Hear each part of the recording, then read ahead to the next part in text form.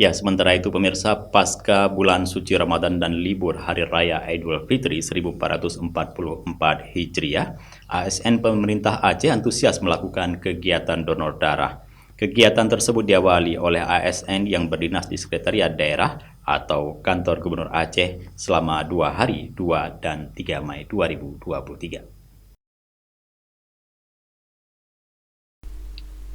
Sejumlah staf dan para pejabat struktural di Setda Aceh juga ikut serta mendonorkan darah. Bahkan asisten administrasi umum Setda Aceh Iskandar datang langsung ke lokasi donor darah untuk memantau para ASN.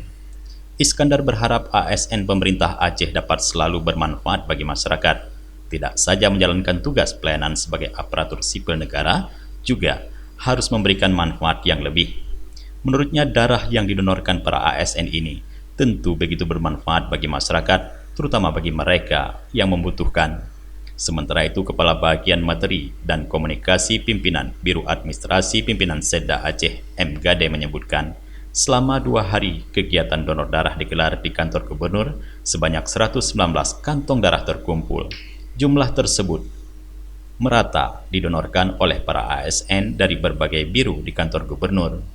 Lebih lanjut, Gade mengatakan, jumlah pendonor selama 2 hari itu bertambah jumlah akumulatif darah yang terkumpul sepanjang Januari sampai awal Mei 2023, yaitu sebanyak 2.737 kantong darah.